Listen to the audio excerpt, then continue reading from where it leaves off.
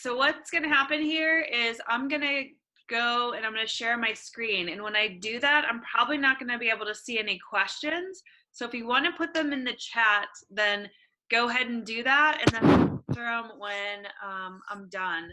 And I'm thinking that'll be like a half hour, 40 minutes to go through all my stuff. Is that okay, everyone? And you can go ahead and mute yourselves. Hey Diana, let's wait for 3 more minutes before, if other people are joining in. You want to wait? Okay, sure, we can wait. Okay. Right. Awesome. Anybody else want to mention where they're from? I'm very curious. Hi, I'm Maria. So I come from Serbia, but I live in Germany, in Berlin. Oh, nice. How long have you been there? Since 4 years now. Okay. Hey, this is Soumitra. I'm from India, but I'm currently living in San Francisco. Excellent. When are you moving to San Fran? I'm already here. I've been here for 4 years now. Okay. What are you doing there? Security engineering. Okay. Yeah, I work in tech pretty much. Are all of you guys in tech by chance? I am in tech. Are you? What do you do? I worked as a software engineer for 2 years with Goldman Sachs. And now I'm going to pursue economics and computer science together for my master's degree. How long are you going to be in the States for? 2 years of education, and then I'm not sure. Probably 4 or 5 years at least. Okay.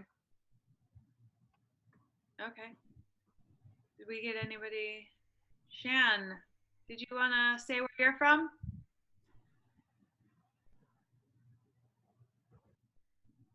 Or not? Okay, so I think I'm going to go ahead and start now. It's about 5 after, I think. My computer watches a little fast, but we'll go ahead and start. It'll just be an introduction to me, and then we'll get the actual content. We'll start here shortly after. So I'm gonna go ahead and press record after I get my computer plugged in. I didn't realize that was not in, and we're gonna go ahead and go. So, oh, I guess has been recording. Never mind. Okay, I'm sharing my video. Or sharing my screen, I guess.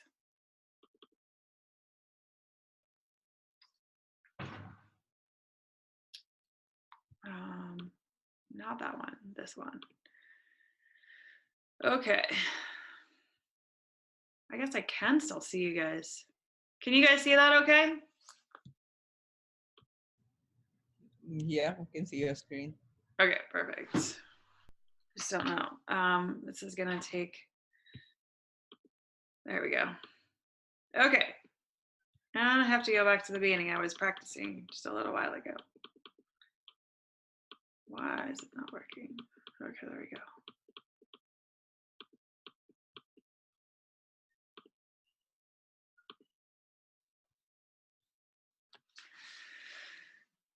Okay, let's start there. Okay. So thank you for joining this workshop to help overcome fear and anxiety in leadership. I feel like this is a growing topic, especially in today's 21st century. First off, I'll talk about who I am. So my name is Diana Proemm. I'm a nationally certified recreation therapist. I'm an avid adventurer, and I love to live the gypsy life. I'm actually considering buying a van this next week and potentially getting on the road this fall for a little while. So that could be fun. And then also I own Your Adventure RX, and I host adventures for women struggling with anxiety, minor mental health issues, who want to learn outdoor outdoor type activities such as hiking, biking, things like that. I've been doing some hiking therapy, some creative quests, which is some art therapy, things like that. So that's a little bit about me. My background is working with people with disabilities and veterans as well. So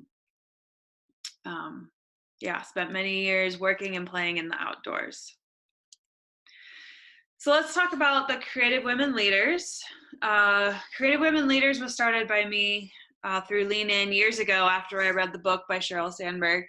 And, you know, she's like, hey, start a group. And they had an online group because I live way out in the sticks of Montana, and they're not, you know, many women who want to become leaders out here. And so I started this group at least 4 or 5 years ago, and then it grew and grew and grew. And next thing I know, I became a regional leader in a regional program or a regional group.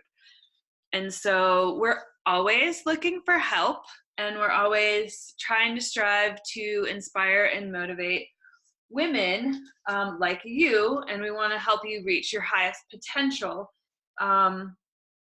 So if you're interested, please keep following our Facebook group. I'm not sure exactly how you found us, but if you have any questions, I can answer those, or maybe Vaishali can answer. She's one of my co-leaders. So that's a little bit about Creative Women Leaders. It's kind of growing and evolving as the years go on. So first off, I want to talk about the difference between fear and anxiety. The difference. Oh, I also wanted to talk about my goals for today. So I want to help people get back on the right path after being lost in the wilderness of their minds. I want to alleviate triggers that can cause anxiety and panic attacks, racing thoughts, and really want to prevent mental breakdowns and panic attacks before they actually happen. I want to give you the tools to gain some control over responses to stressful situations that may overwhelm you. And it's funny because life has a weird way of making the most amazing people feel like they're not good enough, smart enough, or pretty enough. And that's something I want to alleviate and give you tools to make you live your best life. So let's talk about the difference of anxiety versus fear. So fear is actually seeing a bear in the woods. Anxiety is the possibility of seeing a bear in the woods. Another fear would be being mugged in the city, or the chance of being mugged in the city. Fear would be car almost hitting you. Anxiety would be chance of getting hit by a car. And so if you can see the differences, the fear is something that's going to potentially happen to you right away. And anxiety is the possibility of, or the chance of. So it's more of a thought process. It's may or may not actually happen. So what is leadership? This is the action of leading a group of people or an organization. And I remember years ago when I was, becoming an up and coming leader, I remember somebody saying, your definition, or your leadership is defined by how many people are following you. And I always thought that was a really interesting comment. And I'd love to hear your comments after I get off of the screen, but if you have a comment about this, what leadership is to you, I would love to hear that.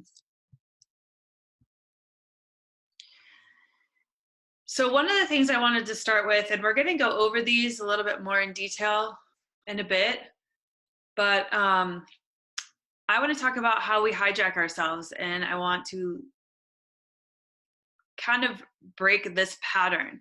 And I don't know if you've been caught in this before, but I know that I have, and I don't want people to say it, but it's the thought process of I'm not good enough. I'm afraid to take risk or say anything for fear of being wrong. I feel like no one's listening anyway. I'm afraid of what others think.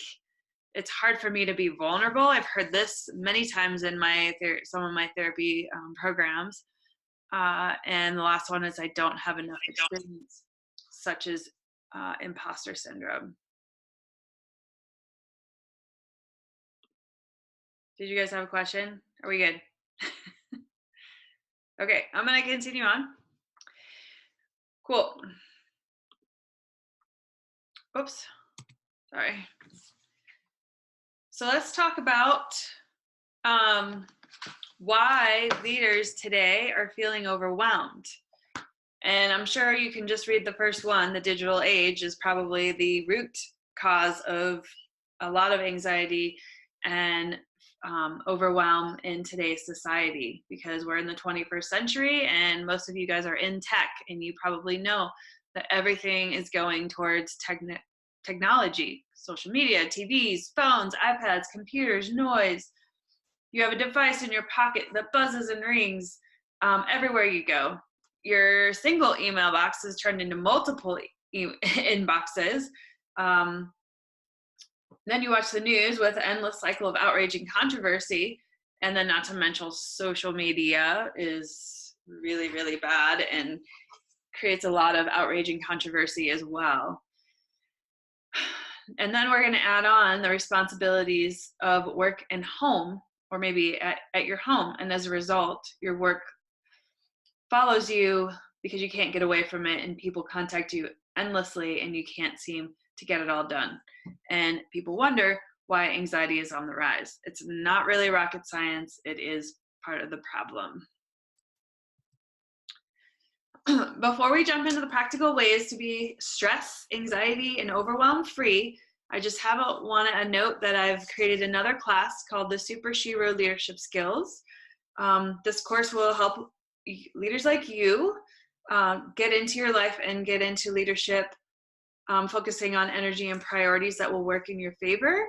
I'd love to help you get your life back and leadership back into control. And I'll post the link at the end of this talk. So I just wanted to mention that. $10 off before August, if you purchase before August 1st. Woo. Okay. So causes to stress and anxiety beyond what we just talked about. Here, everything has a sense of urgency, an importance, a need of 24/7 responsiveness. If you and your associates are working on evenings and weekends that may not need to be, then that's creating some issues. People might want more details, updates, involvement than might be normal or needed. So, and this could also be tending towards micromanaging and overkill. People might be doing the jobs that they oversee, or that maybe you oversee, so you end up doing it because it might be easier or faster, and learning how to delegate would be key. People might be critiquing or blaming more than innovating. Mistakes are not being tolerated, so people shy away from taking risks and offering new ideas. Second guessing decisions might become the norm, and people might be blaming others for their failures versus owning up to their own failures and taking a share of responsibility. Lastly, we might have a short-term focus on producing results that overshadow longer-term perspective on developing others and investing for the future. If you're honest, underneath all this, people will feel constant fear of being out of control and failing, being found out as not having what it takes to be successful, looking bad, and or losing your job. When these fear-driven perspectives and behaviors become the norm for you or your organization, this is a huge toll on morale, engagement, retention, efficiency, health, productivity, and profitability. So one of the first steps to working on this is recognizing your own fears. So we want to acknowledge them for what they are.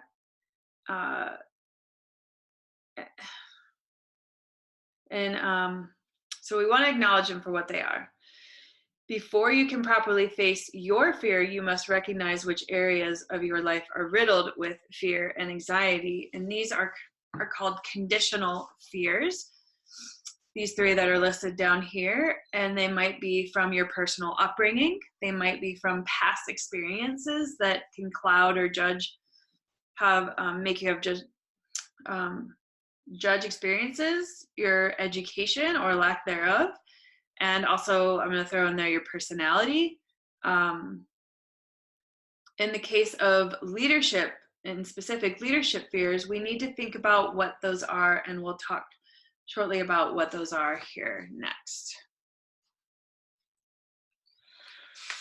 Okay. So, general fears. What I hear of a lot in my business is the fear of failure. Failure is what is the strongest, most intelligent, and most confident leaders fear, funny enough.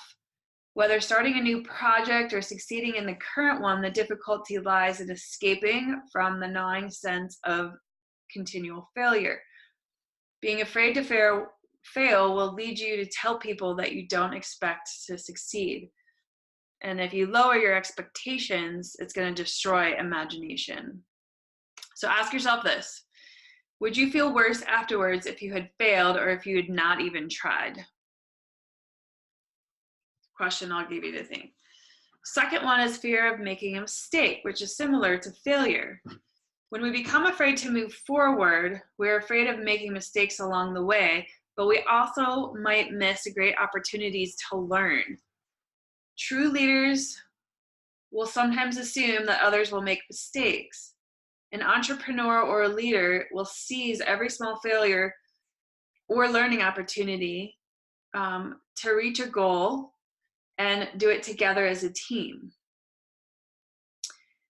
Fear is fire. You can let it cook your food or watch it burn down the forest.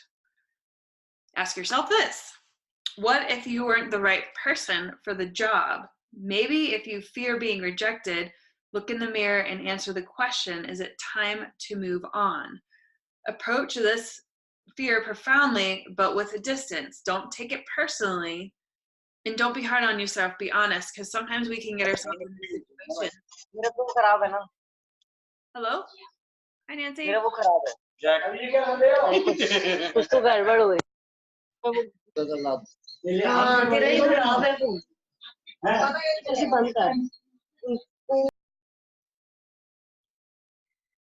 All right, so just be honest with yourself, because I know that I've gotten myself into situations and I'm like, I don't know if I should be here, and so that's also a honest concern. So don't be afraid of that. Just keep, be honest with yourself. So thirdly, we have fear of criticism. This particular type of fear focuses on what people think about you and hinders you from pursuing the future you might desire.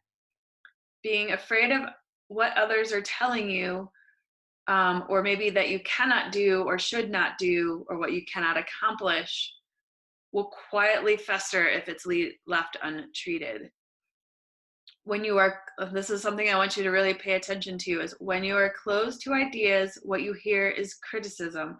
When you are open to criticism, what you get is advice. And that comes back to the learning opportunities. The course of action here is for you to choose. So are you going to learn from this, or are you going to criticize? This last one I've had for years, and I think I still have it sometimes, is imposter syndrome. The fear of claiming a leadership role and being found out by others that you might not be trained or qualified it can be terrifying. Not everyone knows how to fake it till you make it. I know that my experiences, I've had to sometimes fake it till I make it in the outdoor industry, because you get yourself into situations, sometimes with weather, whatever, and you just have to get through it. Leadership is an act, it's not a role. You will be judged by your actions and the positive impact that this would have on others, not by your background. So think about that a little bit. It's you taking the bull by the horn and moving forward. And I'm going to safely assume, and chances are, that you are more capable than you perceive yourself to be.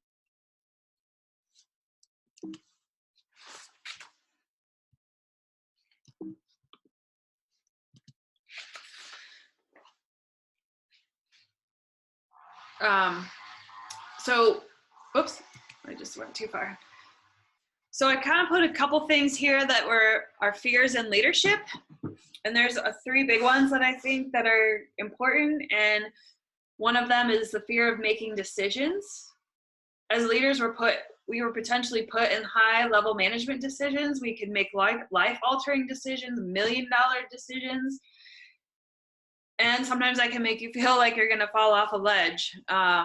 So thinking about that, these are some fears that all leaders go through. One of them is fear. I hear a lot of people that are afraid to speak in public. As a leader, you have to get comfortable with that, and going to Toastmasters or focusing, going to a biz group would help alleviate that. But some leaders are afraid of that. And then, you might have a fear of responsibility. Are you ready to take on people's livelihoods, huge financial budgets, major business decisions that are make or break? Are you ready for that? And then coming down to, on a personal level, you have to make choices for your family, your house, food, security, savings. So these are things that can create a lot of fear and anxiety in people and in leaders. The trick is to make fear your friend and prepare more rigorously to spot potential problems quicker. Do not understand the power of preparation. Prevention and preparation is a key to leader success or failure. I'm gonna close my window because this guy is like mowing his lawn. Okay. Moving on, I'm going to read you this wonderful little poem by Marianne Williamson. It talks about the conditional fears and ultimately a lack of sense of confidence. Our deepest fear is that we are inadequate. Our deepest fear is that we are powerful beyond measure. It is our light, not our darkness, that most frightens us. We ask ourselves, who am I to be brilliant, gorgeous, talented, and or fabulous? Actually, who are you not to be? Your playing small does not serve this world. There is nothing enlightened about shrinking so that other people will not feel insecure around you. We are all meant to shine as children do. It is not just in some of us, it is in everyone. And as we let our own light shine, we unconsciously give others permission to do the same.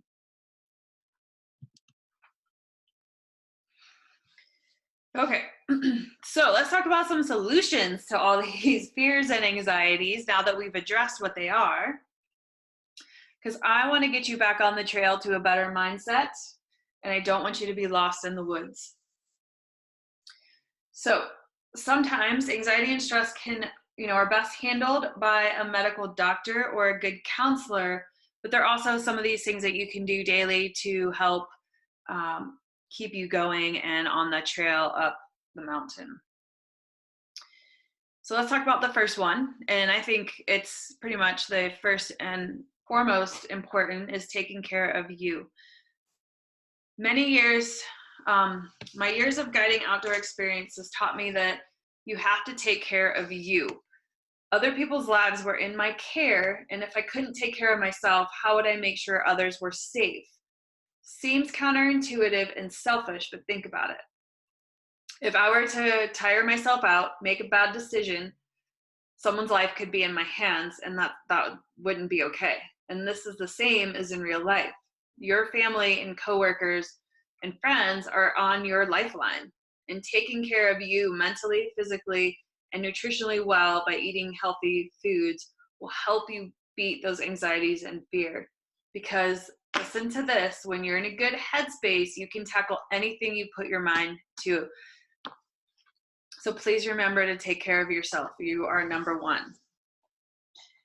So then the next thing we need to do is disconnect and unplug from all things toxic and too much of whatever. We need to regularly disconnect from work in order to give our best at work and life. Yet a lot of us don't do this. Decide on your office hours and your after office hours and stick to them. Leaders I know, good leaders I know, don't send emails on weekends and evenings.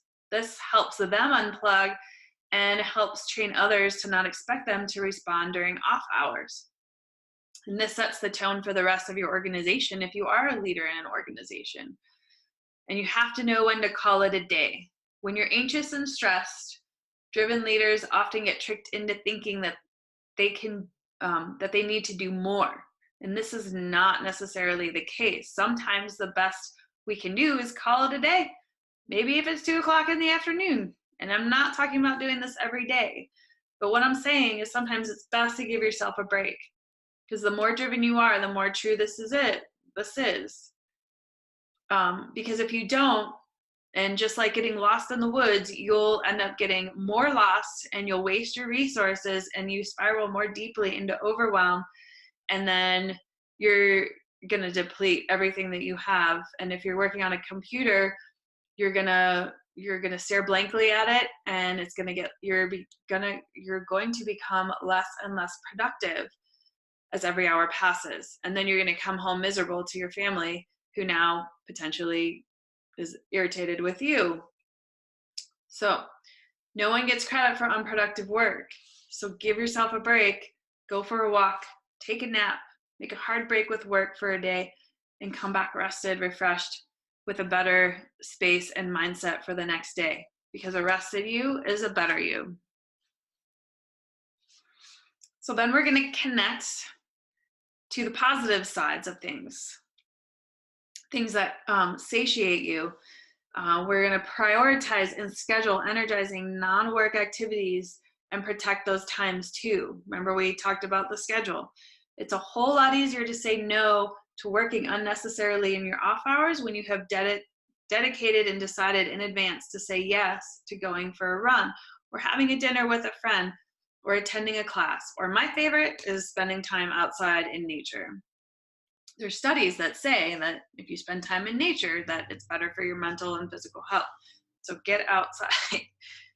Then we want to focus on what you know is true, not on what you feel is true. Life and leadership are emotional journeys. And the problem with emotions is that they can lie to you. You know that voice in your head that amplifies the negative, like when you get an email complaint or someone criticizes you and you just lock in how terrible they are and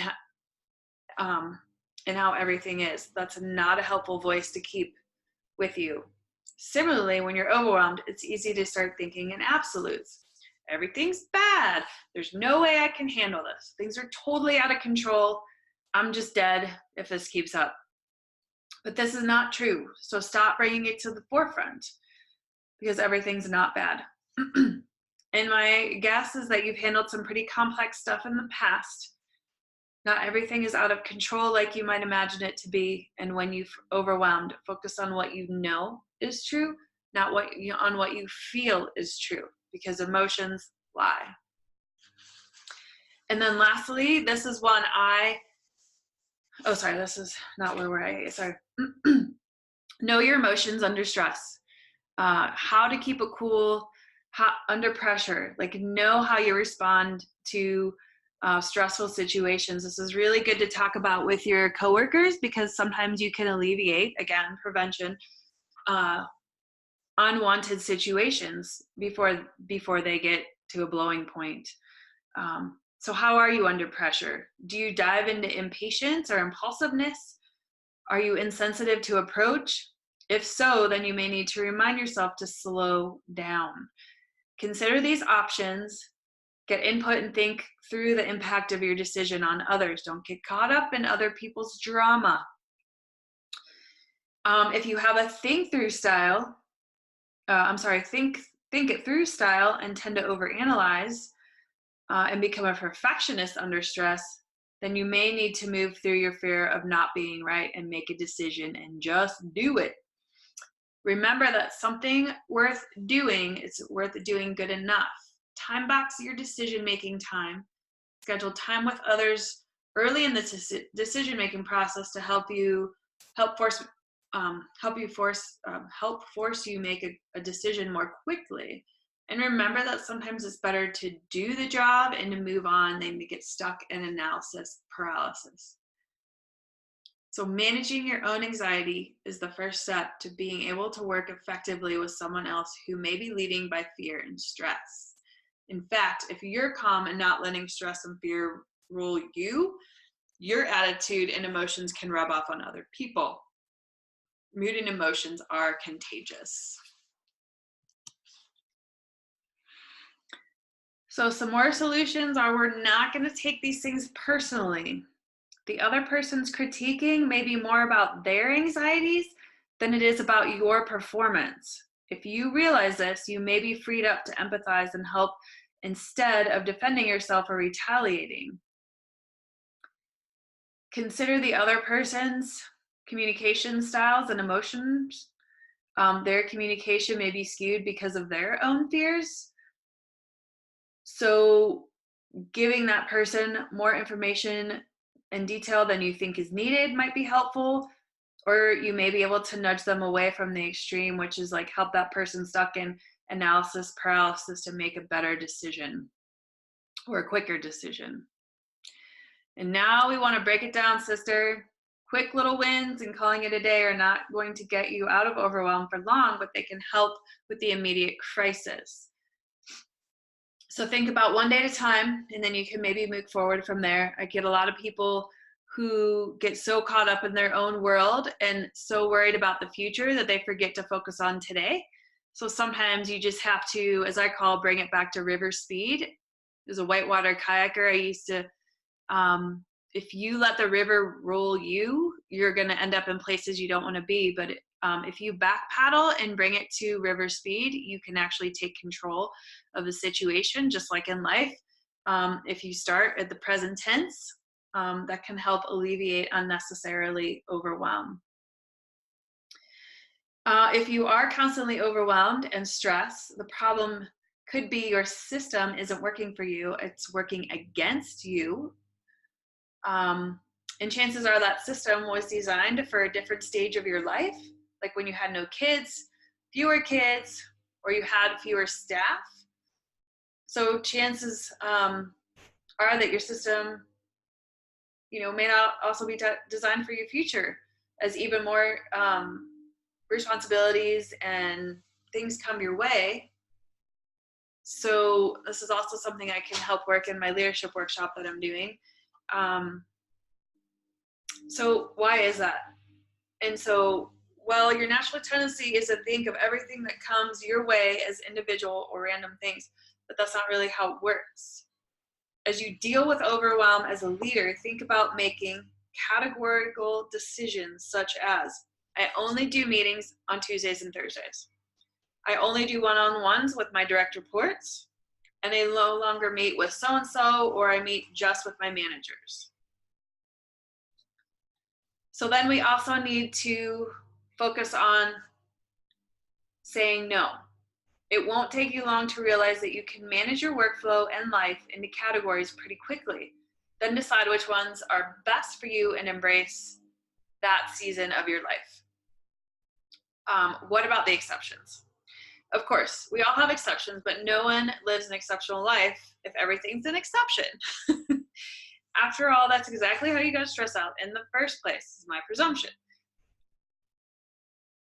So let's think about the last thing, which is managing your energy. This is a big one for me. I tend to go until I collapse, which I have been trying to manage over the years to not do that anymore. I'm trying to be very mindful of my energy and my energy levels throughout the day, throughout the week.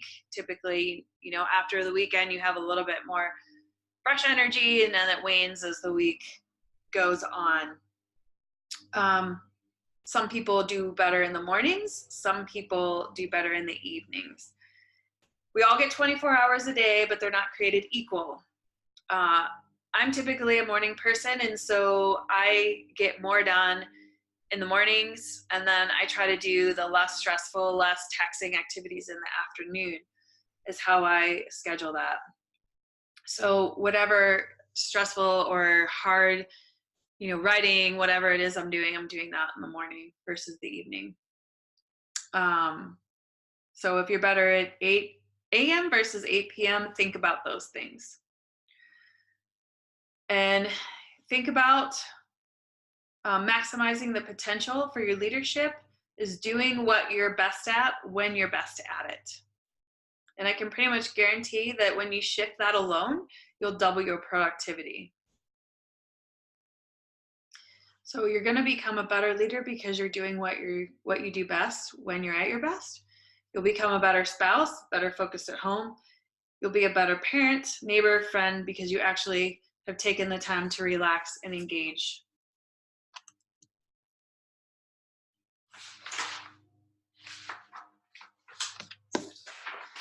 Okay, couple more trails, tips to mindfulness. To happiness. So we want to practice mindfulness. Naming your thoughts, your emotions, and feelings in a judgment-free way is called mindfulness.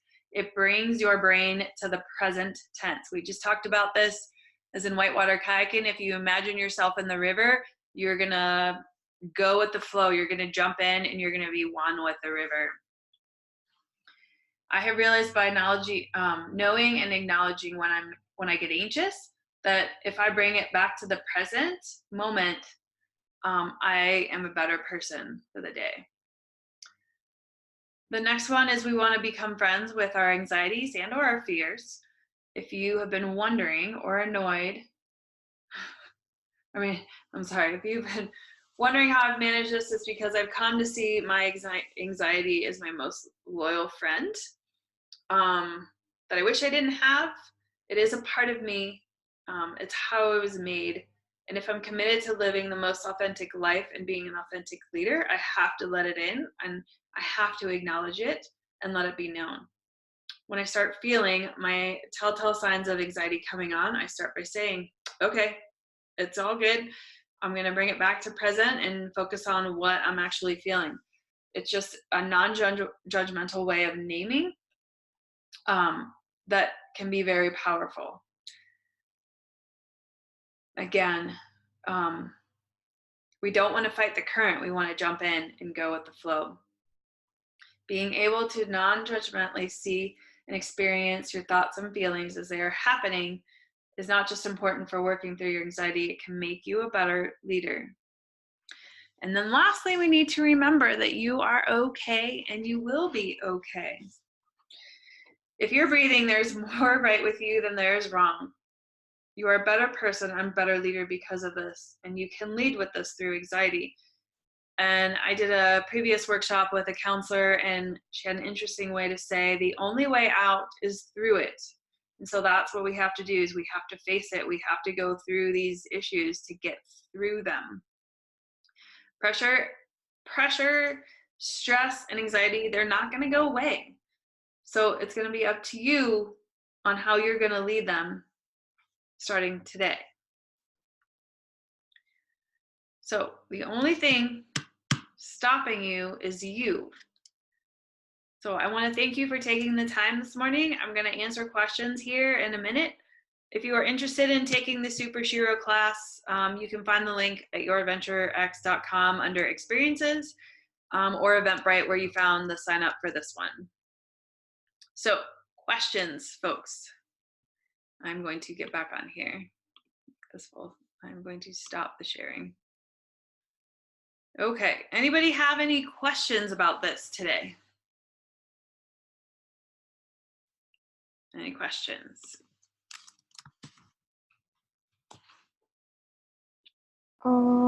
Hey Diana, yeah, I have a question. Yep. I generally face problems when there's something unexpected or unwanted that occurs at my work or in my life or anywhere. I generally panic out. Is there a way that you said just be calm and composed?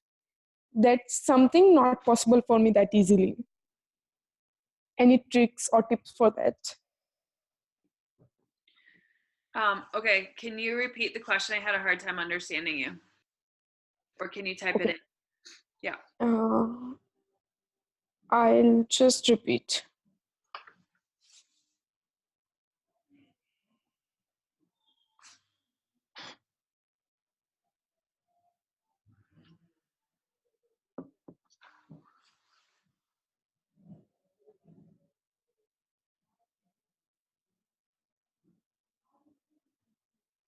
how to keep calm under stress. Again, it's those tactics of learning how you respond in stress and then learning how to manage your emotions. And so so taking it to the present tense again, Vaishali, is we want to stop. And what I've learned over the years is that when people are coming at you in different directions, I tend to find a very calm in myself, and that's not an easy thing to do, and not everybody can do that, but that's something you can practice. And it's more along the lines of trying to be proactive versus reactive. So instead of reacting to somebody else's drama or the stress around you, it's becoming kind of going in within yourself of like, okay, I can't get involved in this right now, so I'm just going to take a deep breath and I'm going to let this storm kind of blow over, and then I'm going to think about it and maybe handle the situation 5 minutes down the road or 10 minutes, or maybe taking a break. Like, I know for me, sometimes when I get overwhelmed and like there's a lot of people around me and you're like having to do a lot of things, sometimes I'll take a bathroom break. I know that this is may or may not be the right answer, but sometimes just getting out of the situation for 2 minutes can kind of just be like, okay, take a breath, bring it back, and then go back with a fresh perspective. Does that help, Vaishali?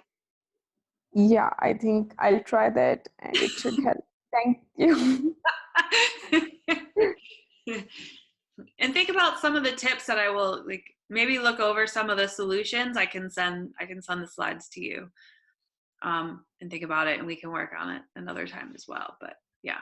Sure.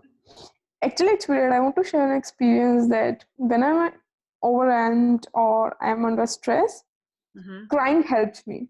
I don't know why, but it does.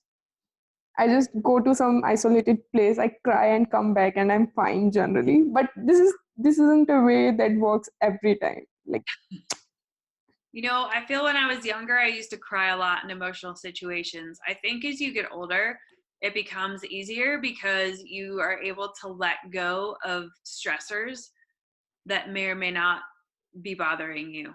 I think I've learned to let go of other people's drama and situations and not, but I think it does get easier as you get older. So just don't be so hard on yourself. It's okay. I think at some point you'll just figure it out and you'll move forward. And that'll come with experience and age and whatnot, yeah, I hope so. Thank you. You're welcome. Anybody else have questions? Abiha, how to minimize? Oh. Abiha's question is how to minimize over procrastination being a perfectionist. If I had the answer to that one, Abiha, I'd probably be way more successful. Okay. This is like the question of my life.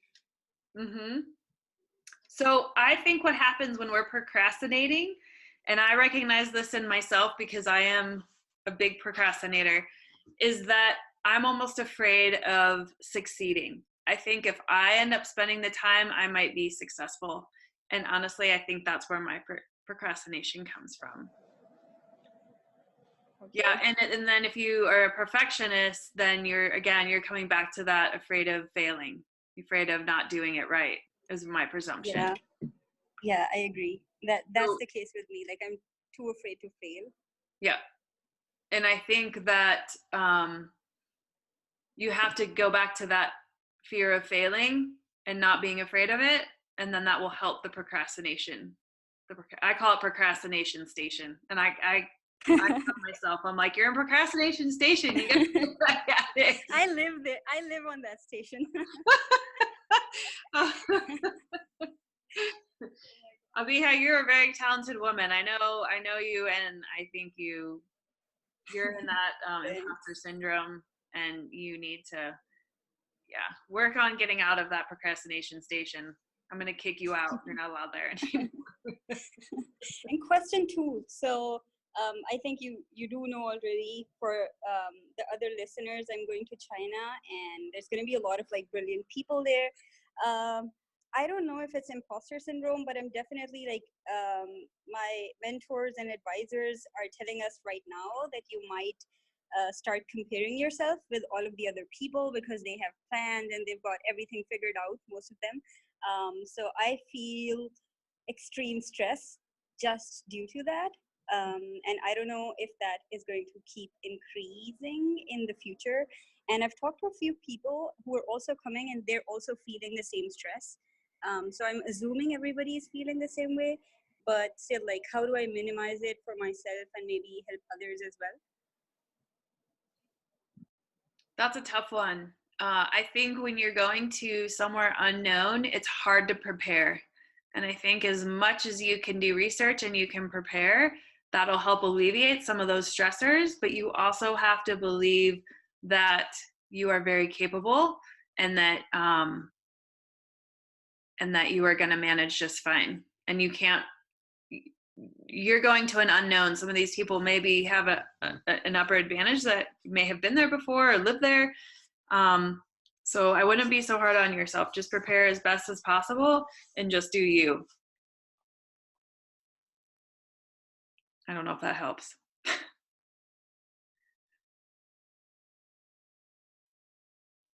Yes. Okay, that helps a lot. I just wrote it down so that everybody else remembers it too. Yeah. Thank you. Yeah.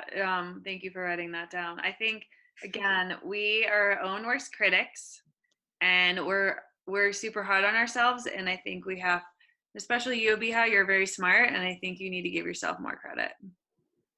Thank you. That's pretty difficult, but I'll try.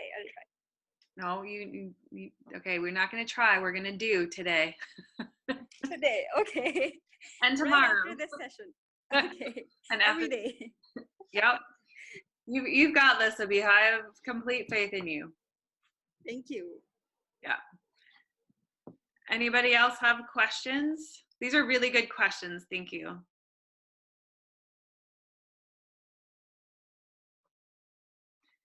You know, the one thing is there's not one right or wrong answer to any of this stuff. If you have to, like I said, you have to do you have to believe in yourself. And once you do those two things, you're going to excel faster and farther than you could have ever imagined, because the only thing stopping you is you.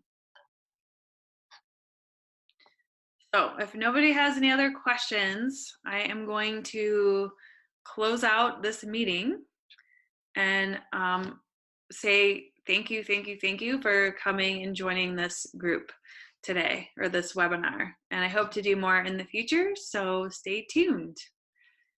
Thanks again, ladies.